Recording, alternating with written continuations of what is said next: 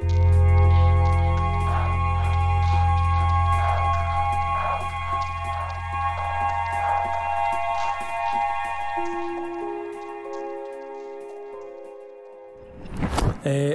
Alec Galloway. I'm based in Inverkip here at Bankfoot Farm, and I'm a stained glass artist and painter. When I left school, I went to Edinburgh Art College straight from school with an idea that I was going to do graphic design. That was my first kind of thought when I was 18, and I went to art school to Edinburgh Art College, and over the course of the sort of time that I was there, I fell in love basically with glass, because at that time the courses were kind of mixed, where you tried lots of different things in your first year, and I got to try glass for the first time and fell in love with it, and that was basically the start of my association with glass. I was always creative in school, and I was always drawing and kind of like, you know, sort of being creative in that way. But my actual kind of, at that time, we're talking about in the kind of like early 80s, I was actually due to leave school and take up an apprenticeship as a joiner. And so I was kind of sort of ready to leave school at 16. And then at the time, some friends that I had in school and my sort of girlfriend were all kind of studying to go to university. And at that time, my art teacher sort of said to me, "Have you ever thought about art school?" And I hadn't done. You know, I was genuinely just going to sort of leave school and go into a kind of trade. And then he was really the one who kind of nurtured the idea, and that changed my mind. So I stayed on at school beyond fourth year and did the extra 2 years to get all the kind of hires that I needed, and that was it. That was at the sort of start of my journey in art, really. With the glass work, my work varies between doing sort of public commissions and also kind of gallery-based work. So the gallery-based work tends to be more experimental and more personal, my own personal kind of ideas, whereas the commercial work is usually guided by maybe a brief. If I'm doing work in a public building like a hospital or a school, there tends to be sort of guidelines to follow or themes that they want to have incorporated within the design. So it usually starts with brainstorming about ideas on paper and in sketchbooks. You know, my sketchbooks, my close companion. I spend a lot of time drawing, thinking about ideas, gathering pictures, looking at different artists and all that. And so the sketchbook becomes a source of ideas. And usually what happens is I'll brainstorm things and draw and sketch things out, and then a glass design starts to emerge from that.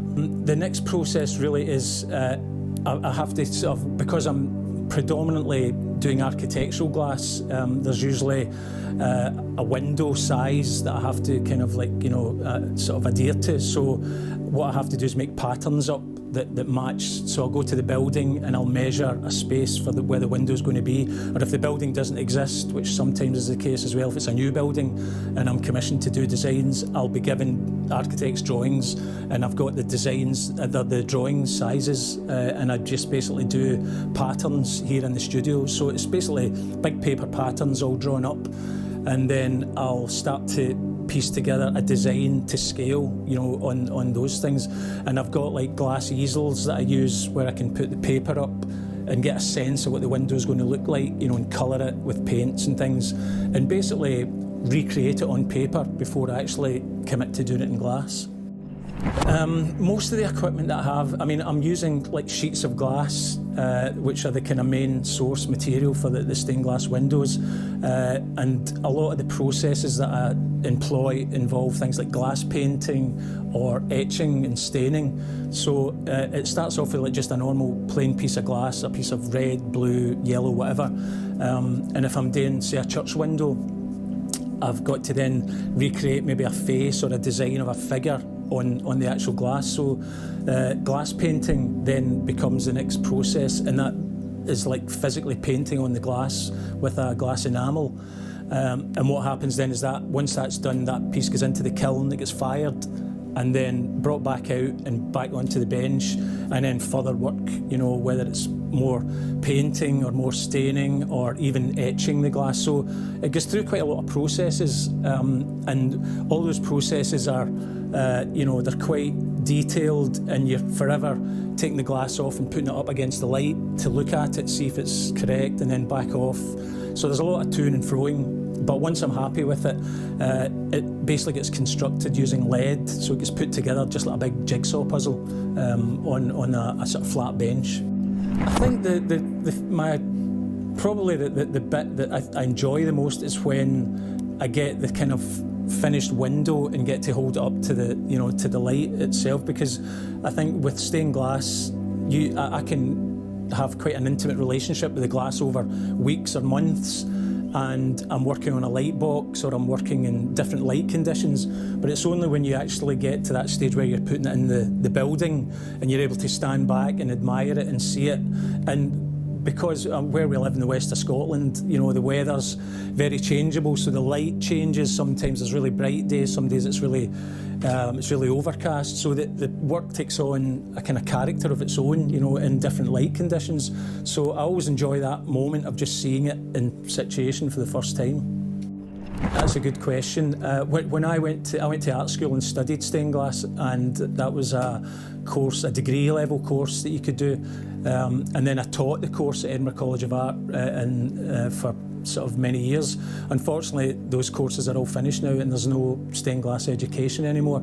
So any young people that want to get involved in it are really going to have to try and find artists like myself, around it to get experience from. And that's one of the things that I'm sort of doing at this kind of next phase of my career, is to try and develop an apprenticeship scheme so that I can actually train young people, because there's not we're quite a rare breed, stained glass artists, and we're not getting any younger. So in maybe 10 years' time, there might not be that many stained glass artists working in Scotland. So it's really important to pass on the skills and to try and sort of keep the craft alive. Yeah, I've always been inspired by Inverclyde and the history and the heritage of Greenock and the surrounding area. I grew up in Greenock. I was born quite close to the Custom House Quay, just down near the Beacon. So I grew up on the kind of quaysides of Greenock. Was introduced to fishing as a wee boy off the quayside. So I've always had a strong association with the kind of river and the harbours. My dad worked in the sugar industry, so I've always had a keen interest in the history of sugar, and Inverclyde's linked to that. So a lot of those themes over the years have kind of, they kind of informed a lot of the work that I do, and I never tire of, finding new things and new exciting things that are kind of linked to Greenock or Greenock's past, and that I can sort of work with and put into new pieces of work. Yeah, I think there's a good community in Inverclyde. I think I've seen over the years, artists that have sort of grown up in Inverclyde and moved away, and there's obviously a lot of people who've done well. There's quite famous painters, Alison Watt, for example, who's an international painter, and she's from Greenock. So, Greenock's produced a lot of really talented people over the years, and that I mean that across the board in terms of music, literature, fine art, all of those things. And we do tend to kind of get to know one another. I've gotten to know over the years a lot of fellow creatives, and there's great support within the community, I think, for artists that kind of help each other and maybe cross over as well from different art forms. A favourite piece, oh my goodness. I think the most challenging piece of work that I was ever involved with was actually when I worked in the Middle East in Dubai for 3 years, managing a stained glass studio there. And at that time we produced what is still, as far as I know, the largest stained glass window in the Middle East. It's called the Wafi window, and it's a massive big window that's basically the whole side of a building and a huge shopping mall. And that was a real challenge because you can imagine on the scale of a window that's the size of an entire building, So as part of that process, we had to hire a hangar in Dubai Airport to lay out the pattern, because it was like, you know, it was like sort of 40 metres long by 30 metres wide. And I remember being on the little steps that you get that take you up to aeroplanes, and sort of standing at the top of the step and sort of shouting down instructions about, you know, move that bit over there, or that bit's too big or whatever. And I never thought, in all my sort of training as a stained glass artist, which is quite an intimate craft, you're working quite close up, to kind of do it on that scale was quite a thing, and that'll always stick with me. Yeah, I'm doing some commissions. They're kind of like commissions have just been ongoing over the years. So at the moment I'm doing some private commissions that I'm working on. I've just finished quite a large commission for the new Greenock Health Centre. That work was just installed a few weeks ago, and the kind of the next phase of my career now is branching out to a gallery space that we have in Gourock, and I'm going to be using that as a workshop space as well. And the idea with that is to have a presence in Inverclyde where I can show my work and have it on display, and also other artists' work on display, and kind of like give other artists a platform to show their work. And as I mentioned, the apprenticeship scheme, you know, that's now the next part of my thinking, is that we need to address this quite soon before it's too late. Well, you know, I think I'm still happy that I'm able to work as a stained glass artist, and at a time when it's in quite a perilous kind of state. I would like to collaborate more with other artists. That's definitely an ambition, to maybe work with other artists that, you know, that we could maybe cross over, and that I could share my glass experience and maybe learn something from somebody else, maybe about jewellery, or, you know, even collaborating with musicians. I'm interested in the idea of how art forms can inform each other and how they can cross over. So that's certainly an ambition that I have just now.